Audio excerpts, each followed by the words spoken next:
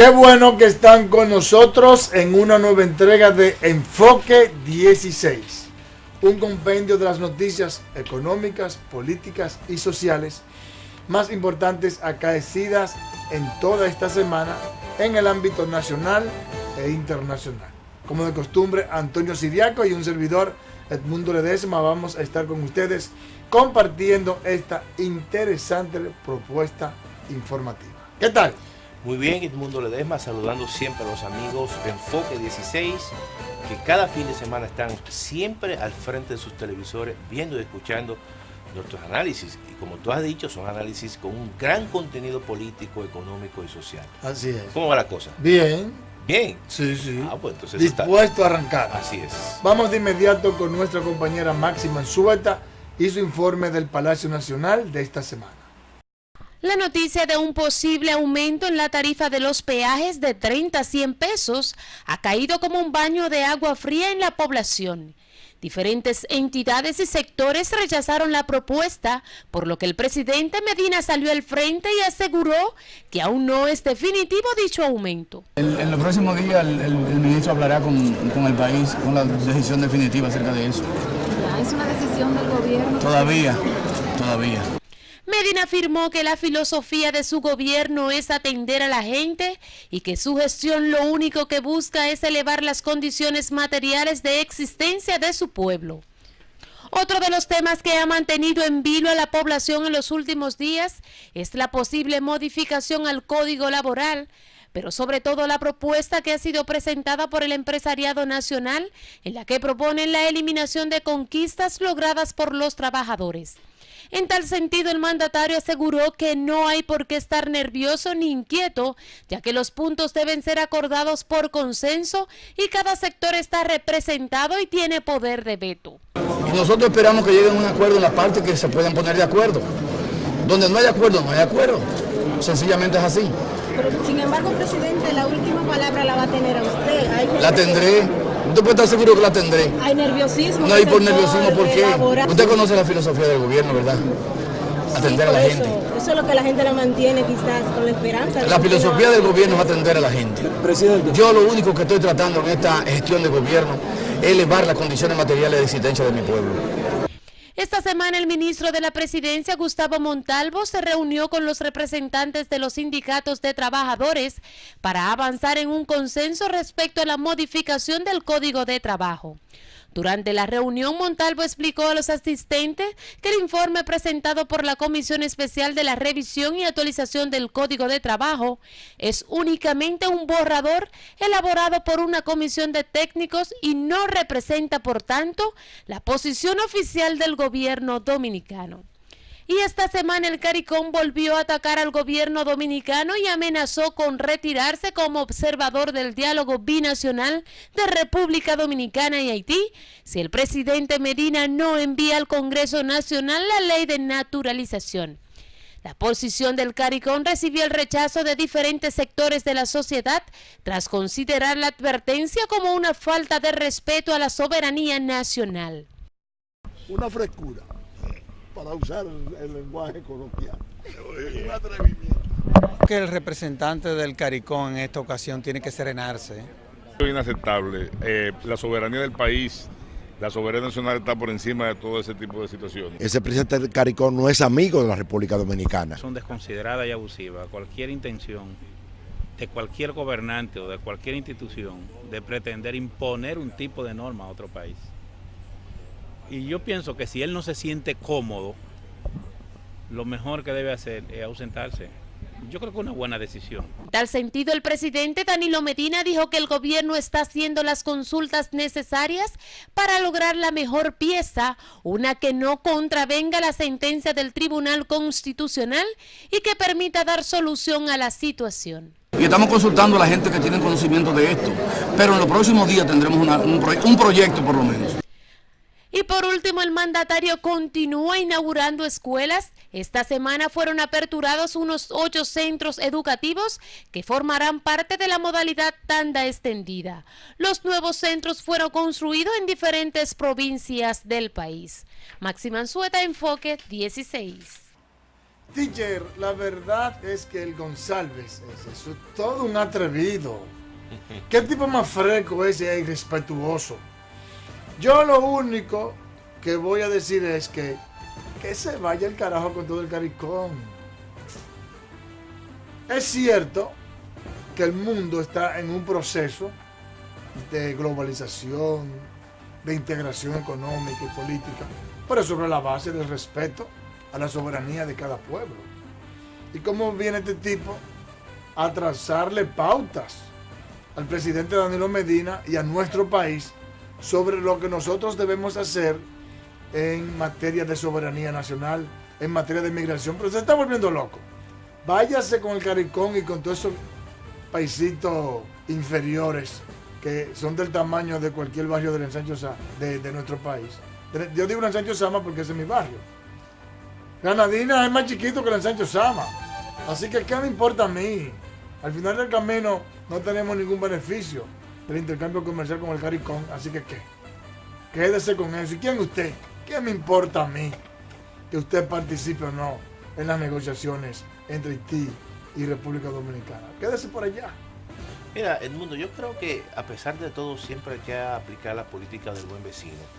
Pero con Haití. No, pero está bien, pero yo creo que independientemente de esas expresiones del señor Ralph González, que evidentemente lo que está haciendo sin darse cuenta es cohesionando un sector muy grande de la sociedad dominicana, un sector que siempre y se le tilda de nacionalista. Sin embargo, yo creo que esta declaraciones del señor González está favoreciendo cada vez más a la cohesión de la sociedad dominicana en torno a la sentencia 168-13 y no se da cuenta de que en definitiva está virando la tortilla hacia un lado. Yo creo que eso es un elemento que el Caricón ya lo ha hecho en 2 ocasiones. Sin embargo, el presidente de la República ha guardado silencio y es importante eso porque a pesar de todo, pero perdón, el presidente no puede seguir haciendo caso, pero yo creo que no, yo entiendo el mundo que independientemente de la situación y de la presión que ha tenido el señor González y que ha utilizado al Caricón, incluyendo a países por ejemplo como la primera ministra de creo que Trinidad y Tobago, más otras naciones, y lo han utilizado como punta de lanza para utilizar el Caricón en contra de la República Dominicana. Sin embargo, la República Dominicana y sus autoridades han actuado con mucha madurez, porque al fin y al cabo, yo creo que las cosas volverán a su lugar, independientemente de esas declaraciones irrespetuosas, como tú dices, porque es verdad, de intromisión a lo que es la Constitución de la República Dominicana y las leyes de la República Dominicana, y para defender, yo creo, a un conglomerado que yo considero que son dominicanos, no hay que llegar a esos niveles. Y todo lo contrario, el efecto no deseado es el que está haciendo que los dominicanos tengamos hacia ese conglomerado, hacia el Caricón, que yo creo que muchos de la población del Caricón no tiene culpa de esas declaraciones del señor González. Mira, aquí hay un conglomerado en la República Dominicana de estudiantes que son de ese país, de donde es, de esa nación, y yo creo que lo pone, como dicen, en una situación embarazosa, porque él se está abogando situaciones evidentemente que no le corresponden. No, hombre, él sabedor de que somos un país bonachón, que hospitalario. No le vamos, exactamente, hospitalario. Digo bonachón, una forma popular de decirlo. De que a esos residentes de Granadina no le va a pasar nada, porque aquí no hay 1 millón de haitianos y nos acusan de racistas y de xenófobos y de todo. Y no le va a pasar nada a nadie porque nosotros somos un país por naturaleza hospitalario. Incluso en las propagandas de turismo, ese es uno de los valores que se venden. La hospitalidad de los dominicanos, la sonrisa a flor de labio. Mira, yo ahí corroboro y apoyo de manera irrestricta, un 100%, la declaración que dio el presidente de la Junta Central Electoral, el doctor Roberto Rosario, cuando dijo, bueno, pero si ellos son tan solidarios, que nos ayuden. Aquí hay 1 millón y pico, casi 2 millones de haitianos que tienen un costo específico, cuantificable en el presupuesto nacional. Pues si ellos son tan solidarios con Haití, que se llevan unos cuantos. Porque no entiendo, en estos días, hace un par de meses, murieron ahogados, Sí, se sobraron en una barca precisamente porque los países del CARICOM, incluyendo Granadina, no quiso permitir que esos haitianos que se fueron en Yola llegaran. ¿Debieron de recibirlos? No, todo lo contrario. Lo que pasa es que nos quieren dejar el problema de Estado fallido solamente a República Dominicana, y por eso están unificados para jodernos a nosotros. Este cohete. Miren, hay todo un plan concebido. Tú estás como muy agresivo. No, pero es que es un atrevido. Ya. Está haciendo que uno se exacerbe. Hay un plan concebido.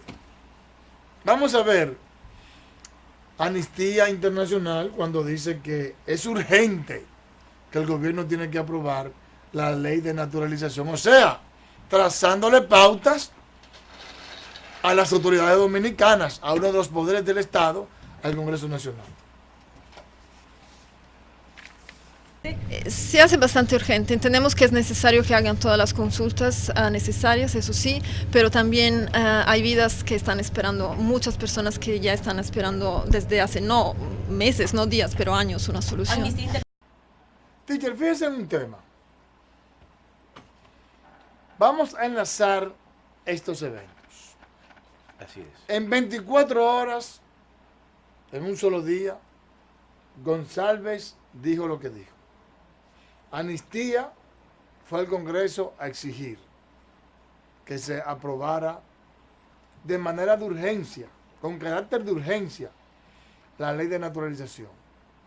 Ese mismo día, la representante de la MINUSTAX en Haití dijo que las declaraciones, las reuniones entre la Comisión de Haití y de República Dominicana eran sumamente difíciles, especialmente en materia comercial. Y además, ese mismo día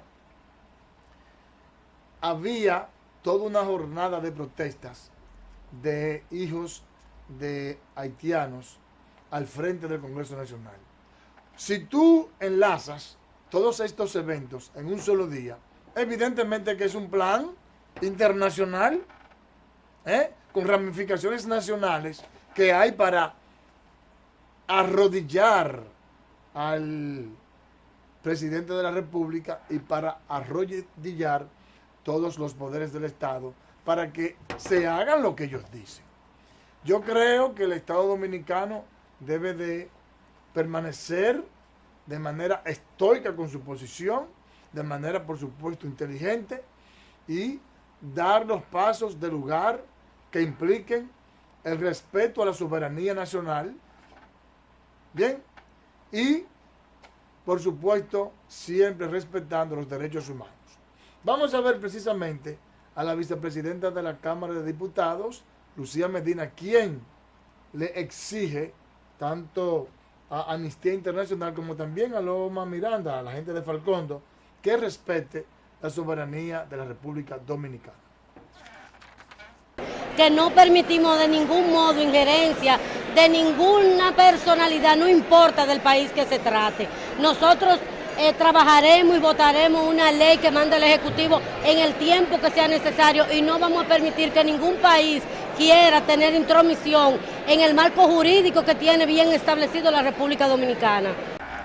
La verdad es que el mundo, yo creo que era de esperar toda esa presión internacional después de la famosa sentencia 168-13. Yo creo que esa presión sistemática que ha tenido la República Dominicana desde inmediatamente al día siguiente de evacuar esa sentencia, obviamente que ahora se ha venido intensificando, como tú has dicho, y vemos que una institución como Amnistía Internacional, que va al Congreso a exigir la aprobación de forma inmediata de la famosa ley de naturalización. Yo creo que se pasaron de las rayas, y por eso es la reacción de los poderes públicos, en este caso de los diputados, del presidente del Senado, del CONEP, de la Iglesia Católica y de un conglomerado muy grande, incluso de gente que han estado al margen de esta situación, que no han querido involucrarse.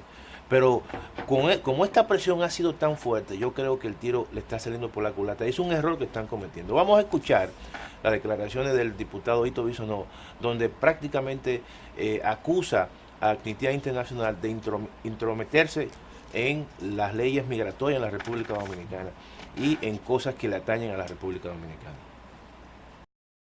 La Constitución de la República hay que respetarla. Nuestra nacionalidad hay que definirla claramente. ¿Qué tiene que hacer el Estado Dominicano? Comenzar a controlar nuestra frontera, comenzar a que se cumpla la ley de migración con sus reglamentos. Teacher, como usted dijo ahorita, parece que Amnistía Fiscal y todos estos movimientos internacionales y nacionales no se están dando cuenta que con la necedad, la reiterada necedad de atacar y de presionar al gobierno, lo que están haciendo es logrando la unificación de la sociedad dominicana. Incluso he oído declaraciones de personas que están en contra de la sentencia, pero debido a este incesante ataque, ya están cambiando de opinión. Se están dando cuenta de que realmente hay todo un plan orquestado para hacerle daño a la República Dominicana, para hacer que la República Dominicana actúe acorde a los designios de intereses foráneos. Como quiera, siempre aparece un chistoso que se inventa algo. Ustedes saben que el gobierno anunció, incluso el presidente lo dijo el 27 de febrero en sus memorias, que iba a presentar, iba a depositar en el Congreso Nacional un proyecto de ley de naturalización.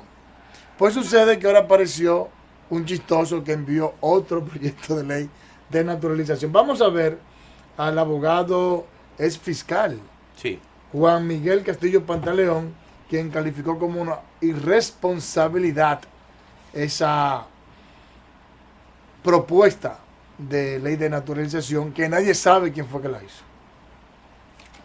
Bueno, el documento que se ha filtrado a la prensa es un documento apócrifo, es decir, todavía no ha aparecido quién se responsabilice de ese despropósito. Pero ojalá ya apareciera quien se hace responsable de esa vagabundería. Pero acusarlo directamente como ciudadanos, porque eso es una barbaridad. Aquí hay gente que anda inventando y jugando con un tema tan delicado como es la estabilidad del país. Usted no puede cargarle de buenas a primeras la responsabilidad de un Estado vecino, de un Estado fallido, a la República Dominicana. Y hay gente jugando el populismo con eso, cobrando dinero para ello, porque detrás de eso se mueve mucho dinero. Y la verdad, mundo, que otro tema que ha venido ocupando los principales medios de comunicación es el tema del Código Laboral. Yo creo que esta discusión que hay al respecto y las filtraciones que han ocurrido de las propuestas que ha sometido el CONET con respecto a la modificación del Código Laboral y el hecho de que ya piden la eliminación o la reducción de la cesantía y una serie de conquistas de los trabajadores que durante mucho tiempo han tenido y que en esta propuesta ellos han tratado de o eliminar o reducir. Yo creo que eso ha generado también un revuelo. Y a los beneficios de los... Claro, de los trabajadores, sus conquistas históricas a partir del Código Laboral que se aprobó en el año 1992, que transformó el Código Laboral trujillista. Yo creo que, y da mucha pena, que empresarios jóvenes alrededor del CONET estén haciendo estos planteamientos, porque sus padres que participaron, muchos de ellos, los padres de esos jóvenes que están al frente de esas entidades empresariales que participaron en las transformaciones que se dieron en la sociedad dominicana en los años 90, que participaron en la transformación del Código Laboral, que participaron en la del Código Tributario, y hoy sus hijos, que supuestamente deberían tener una posición más avanzada, lo que están es retrotrayendo una situación prácticamente al siglo XIX. Yo creo que eso es inaceptable. De todas maneras, vamos a escuchar las declaraciones del presidente del Consejo de la Empresa Privada, el señor Manuel Díaz Cabral con respecto a estos cambios que ellos proponen al Código Laboral. Vamos a verlo. Por todos estos meses ha llegado mucho consenso alrededor del Código Laboral. Obviamente faltan unos temas, creo que los representantes de cada uno de los sectores ahora están en una etapa de consultar de nuevo con los sectores, se está haciendo un análisis de los acuerdos arribados y de los temas que faltan todavía, para entonces volvernos a juntar y ver esos temas que quizás son más complejos y más difíciles de tratar, cómo nosotros podemos buscar, vamos a decir, reducir las diferencias que hay. O sea que todavía falta un proceso de consenso, pero se han hecho grandes avances alrededor del Código Laboral que estamos las tres partes de acuerdo. Teacher, vuelvo a coincidir con usted en otra aseveración que usted acaba de decir antes del corte. Y es que parece increíble que sean los jóvenes empresarios, que son los que se supone que fueron a universidades en el extranjero, a hacer maestrías, doctorados en comercio internacional, en negocio, en administración, en derecho, etcétera, etcétera, etcétera, que sean los que estén pidiendo un retroceso para convertir al Código Laboral a los trabajadores en semi-esclavos. Así es. Porque lo interesante de esto es que la productividad no se va a conseguir por bajar el sueldo real de los trabajadores, ni tampoco se va a dinamizar la economía disminuyendo el sueldo real.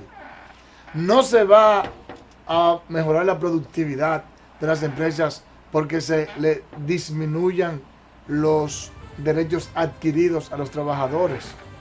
No se va a aumentar la productividad porque se aumente el tiempo de trabajo. Hay dos modelos. Eso desde que tú estás en el primer trimestre de cualquier maestría de comercio internacional, que la mayoría han ido a estudiar eso. Especialmente los que son dueños o representantes de empresas con vocación exportadora, de industriales, que hay dos modelos. Uno, basado en ser competitivo con bajos salarios, y otro en ser competitivos con invertir en tecnología intensiva. O trabajo intensivo o tecnología intensiva. Entonces, ¿hacia dónde es que queremos caminar? Hacia el modelo que ha sido efectivo, que ha creado mucha riqueza, que es la implementación de tecnología, de mano de obra calificada. Ese modelo, para no explicar mucho de ese, o sencillamente quedarnos con el de vamos a mantener un modelo económico atrasado, pero ganando mucho dinero nosotros, y teniendo salarios deprimidos y que el pueblo se lo lleve el carajo. En la manera en que sigue aumentando el proceso de globalización y la integración económica mundial, en esa misma manera nos vamos haciendo menos competitivos y hasta ellos van a empezar a ser pobres. Entonces, el problema de la productividad dominicana no se va a resolver con el Código Laboral. Se va a resolver con la implementación de las transformaciones económicas que necesitamos, con un cambio de modelo. El primer paso se dio con la inversión en educación que se está haciendo, claro, que ya se han aperturado 177 nuevas aulas bajo el modelo de tanda extendida, con el enfrentamiento a la energía eléctrica. Y por ahí hay otros temas más que tenemos que resolver. Entonces, lo primero que hay que entender es que no es el Código Laboral, claro que hay que hacerle modificaciones para ponerlo acorde a los tiempos de ahora. Habrá que hacer unas cuantas modificaciones que no impliquen disminuir las prerrogativas de los trabajadores. Pero hay que entender que dar el gran paso hacia la modernidad, hacia la competitividad, implica mediano y largo plazo. Hay que ir trabajando. Un empleado en toda empresa, independientemente de la tecnología que haya, es la mano de obra la que ejecuta la tecnología. Es la mano de obra la que tiene creatividad. Es la mano de obra la emprendedora. La tecnología es un instrumento. Entonces tenemos que tener una mano de obra calificada, pero hay que pagarle bien. Porque ningún empleado que le estén dando chelito puede ser competitivo. Dijo Maquiavelo una vez, si quieres que el gran genio, que el gran profesional, que el gran técnico se dedique a tu causa, resuélvele su problema económico. Si no va a estar pensando en otra cosa. Vamos a ver al presidente del Consejo de Unidad Sindical, a Pepe Abreu, quien indicó que prefiere que se quede el actual código laboral antes de ceder a la propuesta de los empleadores. Que tenemos todos nosotros. A partir de la posición del presidente anoche o ayer, ¿verdad? Yo no sé en qué acto fue, cambió la actitud, eso hay que decirlo así, de la gente que estaba representando al presidente en esas discusiones. Hay que decirlo así, cambió. A partir de ahí se pusieron más a tono con el papel que debe desempeñar un Estado, un gobierno. Eso es así. Mira, la verdad, mundo, que yo creo que hay algo interesante en esta discusión. Es importante que hacérselo saber a la gente. Y es que el consenso es sobre la base de los acuerdos que lleguen los trabajadores y los empleados. Yo creo que eso es muy importante.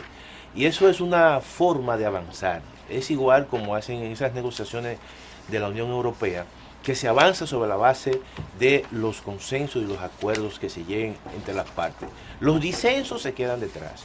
Y es muy importante eso, porque en ese sentido, cuando salieron las primeras declaraciones de la propuesta del CONET o de los grupos empresariales, obviamente que uno se quedó totalmente atónito, o sea, porque cuando uno ve esa propuesta, que es una propuesta que retrotrae o nos retrotrae a un capitalismo del siglo XIX, donde prácticamente hubo una disminución, un aumento de las horas de trabajo, y en este caso ellos están proponiendo eso, evidentemente que uno se sintió un tanto muy sorprendido. Sin embargo, las declaraciones del presidente de la República al respecto, las declaraciones de, en este caso, el presidente del Consejo Económico Social, el padre Agripino Núñez Collado, trae un poco de tranquilidad, porque ya han planteado que solamente se van a establecer los consensos sobre los acuerdos que han llegado. Los disensos se quedan detrás. Y fue la declaración que dio el arzobispo Núñez Collado, el padre Núñez Collado, cuando decía, no, los acuerdos es sobre la base de tripartito. Vamos a escuchar esas declaraciones, vamos a verlas al respecto. Ese espíritu con que se aprobó el código, que fue artículo por consenso de las tres partes, que se mantenga y que, por supuesto, que la apertura, que la reforma sea para abrir nuevos horizontes, estar acorde con los nuevos cambios, pero nunca para perder derechos. Teacher, mira, otro tema que ocupó los medios de comunicación fue la declaración que dio el ministro de Obras Públicas, el ingeniero Gonzalo Castillo, en el sentido de que los peajes serían aumentados de 30 a 100 pesos. Vamos a ver las declaraciones del diputado Juan Uvieres, que es un empresario del transporte, calificando de abusivo y desmedido esa propuesta de Gonzalo Castillo. Que deje ya de estar apoyando corruptos, de estarle pasando mano suave a los corruptos y la impunidad y la corrupción, y además que todo ese subsidio de gasoil que hay en este país, que lo elimine, pero comenzando por Odebrecht, por Barrigol, por Central Romana, por el Grupo Vicini, y que termine por los transportistas, donde hay una mafia en el sector de transporte con lo que tiene que ver en materia de combustible. La verdad, mundo, que ese tema de los peajes también es otro tema que generó un revuelo en la semana, y donde hubieron quejas a todos los niveles, incluso desde la población en sentido general, todos los que van y vienen durante todos los días en esa autopista, en todas las autopistas, porque en realidad ese aumento de 30 a 100 pesos es un aumento de 70 pesos. Yo creo que es un fuerte golpe, como dicen, en la canasta básica, porque el transporte constituye un elemento importante de la canasta básica de la gente. Entonces yo creo que hay que reflexionar con respecto a eso. No solamente los diputados se quejaron, no solamente la gente se quejaron, sino también los senadores.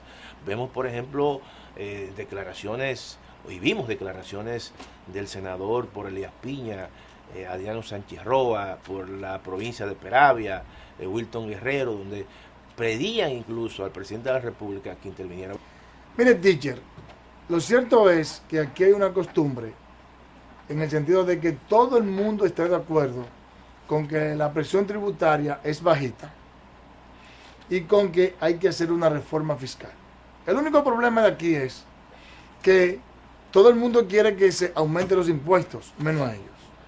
Bueno, pero siempre que uno siente que va a haber un incremento, claro, como que dice, no, pero yo no puedo, que puede el otro. Entonces, yo lo que propongo es lo siguiente. Miren, el Fondo Monetario Internacional en esta semana, y todo el mundo lo reconoce que es así, ¿qué dijo el Fondo Monetario Internacional? Que la economía dominicana está bien, pero que le preocupa el alto nivel de endeudamiento, y dijo que la presión tributaria es muy bajita. ¿Cómo tú puedes controlar el déficit fiscal y disminuir la deuda pública con respecto al PIB? Bueno, aumentando la presión tributaria. La presión tributaria es aumentar los impuestos, no hay más nada. Eso es la presión tributaria. Entonces, ¿qué digo yo? Lo siguiente, teacher. Lo que yo pienso es que siempre que se implementa algún tipo de impuesto, tiene que ser sobre la base de la racionalidad y en este caso de la progresividad, porque todo el mundo sabe que aquí los impuestos tienen una confección en la cual salen perjudicados los de clase media y los de clase baja.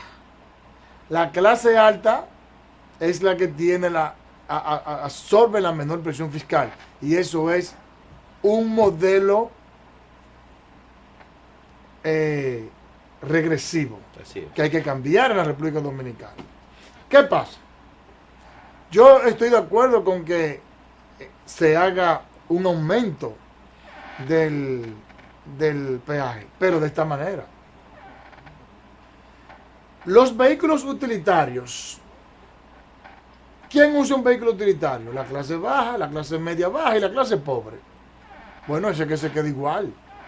Ahora, un jipetón, un vehículo de alto cilindraje, un vehículo que cuesta 5 millones de pesos, un camión que se utiliza para la producción, bueno, que paguen 100, que paguen 150. ¿Por qué?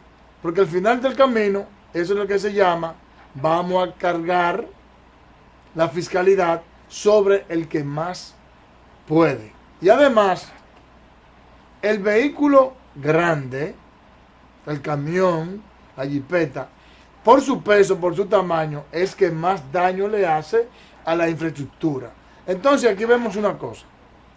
¿Quién debe de pagar? Bueno, el que más daña la infraestructura y el que además por su actividad económica es el que más dinero tiene, el que tiene más capacidad para pagar. Entonces, que se cree un sistema para recaudar fondos, porque Gonzalo Castillo está haciendo un trabajo excelente. Por eso es el funcionario mejor valorado de este gobierno, porque en el país entero se está viendo la obra de Gonzalo Castillo.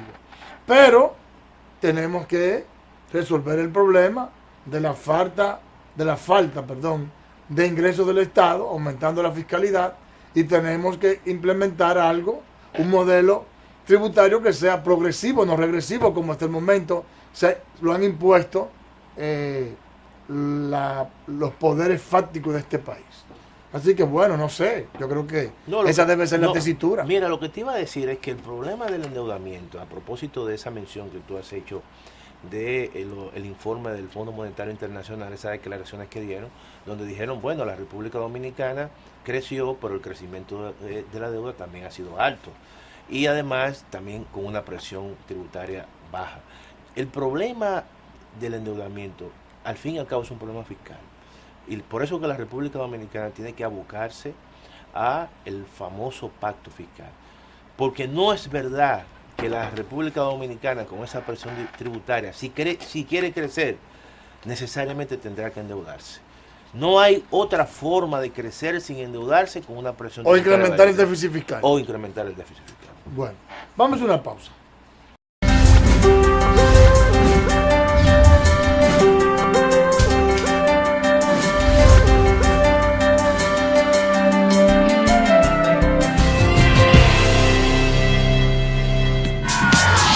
El futuro es hoy. Y está en el conocimiento gratuito que te ofrecen las salas de alfabetización digital del Indotel. Gratuitos acá, de Excel, Word, PowerPoint. Más de 900 salas digitales en todo el país. Ingresa a la tecnología y desarrolla el conocimiento en las salas al servicio de la alfabetización digital del Indotel. Son para ti. Manos a la obra. El carbón mineral es la fuente de suministro de energía más segura que existe y el recurso energético más abundante del planeta. Hay más de 980.000 millones de toneladas repartidas en unos 70 países. Por su economía, genera casi 40% de la electricidad mundial. Es de práctico almacenamiento y de fácil adquisición en mercados cercanos que lo suplen.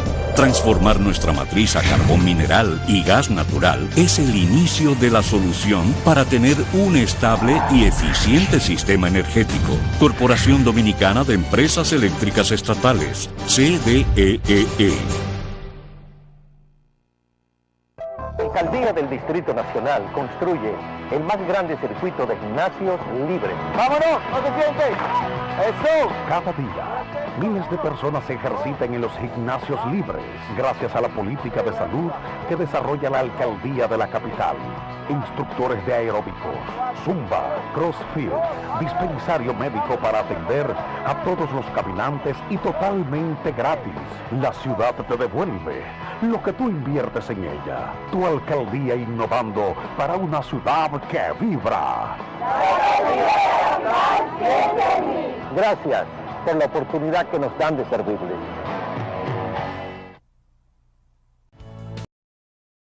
¡Presente!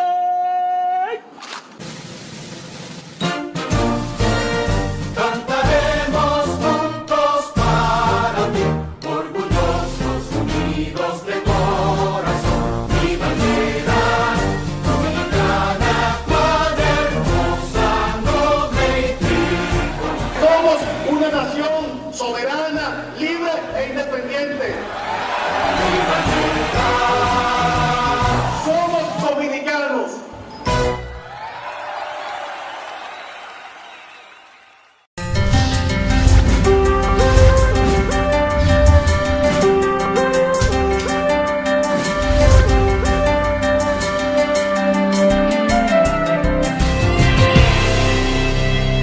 Iniciamos este resumen con la Policía Nacional, quien informó que una mujer fue asesinada por varios balazos por su concubino, un primer teniente de la Fuerza Aérea de la República Dominicana, quien también se suicidó en un hecho violento ocurrido en el municipio de Castillo, San Francisco de Macorís.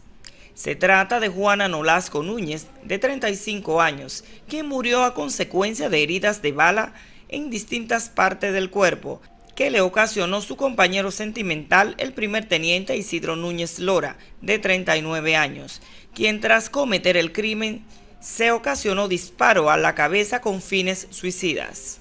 Pasando a la Dirección Nacional de Control de Drogas, informó el decomiso de 15 paquetes, presumiblemente cocaína, y 49 pacas de marihuana, en operativos realizados en los municipios de Bávaro y Bánica.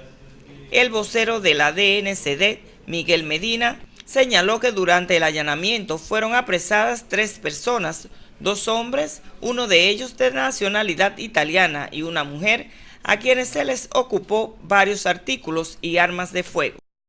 Mediante orden de allanamiento fueron decomisados los 15 paquetes dentro de un bulto escondido en el closet de un apartamento en el residencial Plaza El Dorado, en Bávaro. Durante el allanamiento fueron apresados 3 sujetos, 2 hombres, uno de ellos de nacionalidad italiana y una mujer dominicana también. A ellos se le ocupó 2 pistolas, 9 milímetros, cargadores con cápsula, una balanza, celulares de diferentes marcas y modelos y dinero en efectivo. Lenis Martínez, Enfoque 16. Mire, teacher, si no es porque este es un programa que obligatoriamente tienen que tratar los temas de actualidad, yo no trataré este tema. ¿Y por qué? Porque que yo no quiero que tantos amigos que yo tengo en el PRD piensen que yo tengo algo en contra del PRD. Pero es que el PRD continúa haciéndose un harakiri. Qué cosa esa, ¿eh? Parece la diferencia entre la mosca y el mosquito. Mira, en esta semana... El mosquito pica y se va, pero la mosca en broma. ¿Qué cosa? Hasta que la mata. No, hombre, no puede ser que el PRD siga en eso. Mira, en esta semana Guido Gómez Mazara visitó la Junta Central Electoral y allí presentó supuestas pruebas que demuestran que Miguel Vargas Maldonado quiere hacer una especie de fraude en el proceso convencional para elegir las nuevas autoridades internas. Vamos a ver las declaraciones de Guido Gómez Mazara. Que no es posible que una tradición partidaria donde en la competencia siempre hay delegados, tengamos el precedente de tener una Comisión Nacional Organizadora de la Convención que impide en un partido democrático que los candidatos no tengan delegados para que le cuenten los votos correctamente. Señores, en solo 15 días ellos han transformado 3 resoluciones respecto del artículo 34 y 35 y en una hasta desaparecieron un artículo. Entonces le presentamos todo eso al presidente de la Junta Central Electoral y la gente sabe de que nosotros vamos a apostar a la democracia, al equilibrio, a la responsabilidad. La verdad, el mundo que yo creo que Guido Gómez Mazara, con el hecho de participar en la convención del PRD y el hecho de que está llevando la voz cantante, acusando de que han alterado todo el padrón que se va a utilizar en la convención, ha, como dicen, copado toda la opinión pública en términos políticos y del PRD. Yo creo que es una ganancia importante del doctor Guido Gómez Mazara, el hecho de participar, el hecho de estar denunciando situaciones que todavía no se sabe si es verdad o no, pero es evidente que el ingeniero Miguel Vargas está haciendo un padrón quizás un tanto a la medida y el doctor Mazara está llamando la atención en ese sentido. Sin embargo, las declaraciones que dio el ingeniero Miguel Vargas negando esa situación, diciendo que no es verdad, que todo sigue su curso y que además todo el cronograma de la convención sigue su curso normal. Vamos a escuchar, a ver las declaraciones del ingeniero Miguel Vargas al respecto. Bueno, todo el mundo puede hacer lo que entienda que debe hacer. Nosotros estamos llevando a cabo un proceso conforme a lo que han establecido los organismos del partido.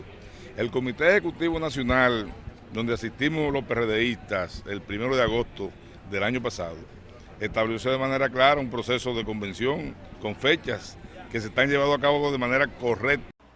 Alguien tiene que llegar que unifique el PRD, que lleve la paz, la cordura. Ojalá, aquí están Janilda Vázquez y Francisco Peña, ambos anunciaron que lanzarán sus candidaturas para presidir al PRD y que su principal razón es lograr la unificación de ese partido. Vamos a ver. El PRD mayoritario, el PRD minoritario, el PRD en acuerdo, el PRD dividido por el PRD. De que será por el PRD, será por el PRD. Una propuesta distinta, un proyecto de nación enfocada a representar al pueblo dominicano y de manera muy particular a las mujeres de nuestro país. Yo pienso, Edmundo, que la ley de partido, y quizá los partidos grandes no se han dado cuenta, pero la ley de partido puede resolver muchas situaciones que se han dado en los partidos políticos. Esas situaciones que se dan en las convenciones, en el padrón. O sea, tiene elementos tan interesantes que, por ejemplo, la celebración de las primarias, como dicen, al unísono, todos los partidos políticos el mismo día, eso elimina ese trasvase que se da de políticos y de dirigentes que se pasan de un partido a otro. Y por eso hay una gran cantidad de profesionales del derecho, abogados, cientistas sociales que están abogando porque se apruebe la ley de partido. Entre esos, por ejemplo, la FINJUS, que es una institución muy importante, el doctor Tulio Castaño ha venido en estos días tratando el tema e insistiendo mucho en la aprobación de una vez y por todas de esa ley de partido. Vamos a ver y a escuchar al doctor Sergio Tulio Castaño al respecto. Bueno, si hubiésemos tenido una ley de partidos políticos que no le quepa la menor duda a nadie, que situaciones que se dan al interno de estas organizaciones no estuvieran pasando.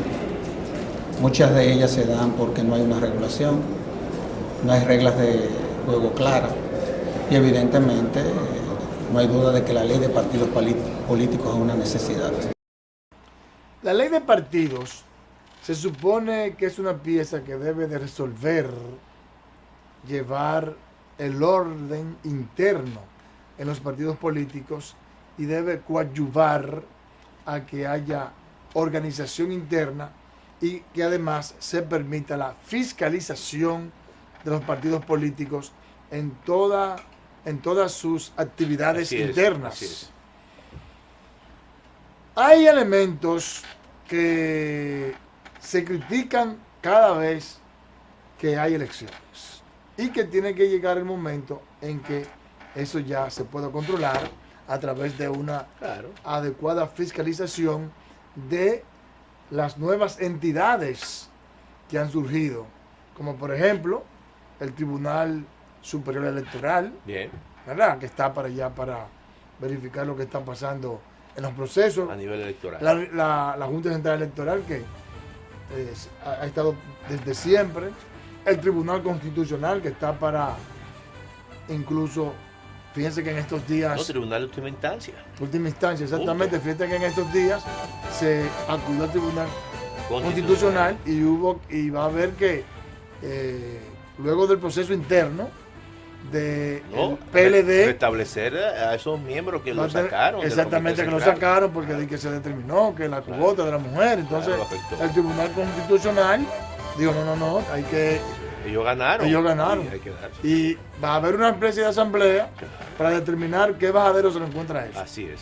Entonces, ya vemos cómo esos tribunales, esas altas cortes, están ejerciendo su rol en el fortalecimiento democrático e institucional. Así es. Entonces, hay que darle un instrumento a esas altas cortes que permitan poner orden a los partidos políticos. ¿Cuáles son esos instrumentos? La ley de partido y la ley electoral. La ley de partidos va a permitir que la Junta Central Electoral y que otras entidades puedan fiscalizar los procesos internos. La ley electoral va a hablar de un tiempo específico de campaña, de cómo es que se van a financiar los partidos, etcétera, etcétera. Una serie de anomalías que se manifiestan cada vez que hay procesos internos y cada vez que hay procesos nacionales y electorales que se supone que a través, por ejemplo, Ticho, siempre fíjate fraude. Fíjate que en la nueva constitución se determinó que las elecciones presidenciales se unificarían o se unificaron con las congresuales y municipales. ¿Buscando qué? Bueno, que en este interín los políticos no estén en procesos electorales. Que descansen un poco. Sino que se concentraran, se concentren en el trabajo. En el trabajo. Claro, pues no ha valido nada. No. O sea, todavía no tiene 2 años el presidente. Y ya ahí estamos en elecciones. Al día siguiente de la juramentación del presidente, ya estamos en campaña. Danilo Medina se inició la campaña. Eso es algo que se supone que debe de ser controlado. Así el tiempo para hacer campaña, el financiamiento para que haya equidad de competencia. Y la fiscalización. para que tú me digas, papá, pero ¿y de dónde tú sacaste tanto cuarto? Claro. Y esa cantidad impresionante, ese despliegue de billetes que tú estás tirando a la calle, ese derroche, ¿de dónde que sale? Así es. O sea, ese tipo de cosas viene a poner en orden y a poner justicia en la lucha política y electoral. Vamos a ver al diputado y secretario general del Partido Reformista Social Cristiano, Rogelio Henao, que afirmó que la ley de partidos en el país es bicameral y no es un asunto exclusivo de la Cámara de Diputados, por lo que entiende que ambas cámaras tienen la responsabilidad de aprobar la pieza. Vamos a ver. Lo que pensó la Cámara de Diputados tras la reintroducción del proyecto fue que como la comisión bicameral no terminó rindiendo un informe, que vendría y podría ser más eficiente un trato individual, cámara a cámara, y que la Cámara ha demostrado tener mayores voluntades para el conocimiento de la pieza que el Senado de la República, pero es un derecho que ellos tienen que le asistan. Bien, Edmundo, vamos ahora a ver el resumen de justicia de Lenny Martínez. Yo creo que hay cosas muy interesantes ahí. Así es. Vamos a verlo. Iniciamos ese resumen judicial con el ex fiscal por la provincia de Ocoa, Neris Soto Félix, quien se declaró en huelga de hambre frente a la Procuraduría General de la República, en rechazo a las acusaciones que pesan en su contra por alegados actos de corrupción. Soto Félix dijo que su destitución se debe a asunto político por un caso que llevaba, el cual involucraba al senador Carlos Castillo. Pero estoy aquí para eso. Primero, para que se haga una investigación realmente, son expedimentos en la Fiscalía de Ocoa. Yo quiero que se haga una investigación profunda a cabalidad y que se le impute a cada empleado la falta que haya cometido. Y si yo cometí alguna falta de que tomé algún dinero por una fianza, o se lo tomé a alguien, o lo tomé de la Fiscalía, yo quisiera que hubiera pena de muerte para que me la apliquen, y yo con gusto iría a apretar el botón, porque no lo he hecho yo. Yo no lo he hecho. El ex fiscal dijo que no se moverá hasta tanto no se le presenten las pruebas sobre los alegados actos dolosos. Continuamos con la jueza del tercer juzgado de la instrucción del Distrito Nacional, quien dispuso en esta semana la libertad de Rafael Rosado Fermín, propietario de Línea Aérea Caribe, y otros 9 implicados, acusados de ser supuestos miembros de una estructura de narcotráfico que utilizaban el país como centro de operaciones. La magistrada Elka Reyes Olivo ordenó la libertad del grupo, compuesto por dominicanos, colombianos, venezolanos, puertorriqueños, estadounidenses, jamaiquinos y bahameños, tras variar la medida de coerción de prisión preventiva por una fianza de 30,000 pesos en efectivo, impedimento de salida del país y presentación periódica por ante el Ministerio Público, y ordenó el envío a juicio de fondo del grupo. Y a propósito de la decisión de la jueza Elka Reyes Olivo, el presidente de la Suprema Corte de Justicia, Mariano Germán Mejía, informó el inicio de una investigación al dictamen de una jueza del tercer juzgado de la instrucción del Distrito Nacional, que dejó en libertad a 10 personas, entre las cuales está el propietario de la Línea Aérea Caribe, Rafael Rosado, acusado de integrar una estructura de narcotráfico en el país. Dijo que la Suprema Corte de Justicia le preocupa todo cuanto pueda hacerle daño a la justicia como institución. En ese sentido, el cardenal Nicolás de Jesús López Rodríguez criticó que las autoridades hayan dejado en libertad a 10 personas vinculadas al narcotráfico, entre ellas Rafael Senen Rosado Fermín, propietario de la Línea Aérea Caribe. No estoy de acuerdo porque no estoy de acuerdo, simplemente es un asunto que no se compadece con mi forma de pensar. Si se está luchando contra el narcotráfico. El narcotraficante, aunque las Naciones Unidas prohíban que se siembre cocaína, no estoy de acuerdo con eso tampoco. Estamos idiotizando a media humanidad y eso no conduce a nada. Bueno. Sobre ese mismo tema, el presidente del Consejo Nacional de Drogas también se pronunció abogando por una modificación al Código Procesal Penal, a fin de evitar que personas vinculadas al narcotráfico sean puestas en libertad con facilidad en los procesos judiciales. El código requiere de modificaciones urgentes. Así como en el momento en que fue promulgado, también era una respuesta a la buena administración de justicia, pero se ha comprobado a través de estos años, a través de la práctica, de que adolece de profundos vacíos, de profundas lagunas que deben ser superadas y que deben ser enmendadas a través de modificaciones legislativas. Fidia Aristi dijo que no se justifica que personas implicadas en actividades delictivas sean absueltas tan fácilmente. Lenis Martínez, Enfoque 16. Teacher, lo cierto es que hay que corroborar con el cardenal cuando dice que hay demasiada flexibilidad en la justicia con los narcotraficantes. Claro. Salen con una facilidad pasmosa. Eso es verdad, Bueno. eso es cierto. Pero es un problema de la justicia dominicana. Yo creo que eso es una de las debilidades institucionales que tiene esta democracia, la Bueno, justicia dominicana. Sigamos luchando para que eso se resuelva. Así es. Nosotros hablando por aquí, exigiendo. Y hacemos nuestro trabajo. Ese es nuestro trabajo. Así es. Se acabó Enfoque 16, será la próxima semana cuando nuevamente estaremos con ustedes. Hasta entonces.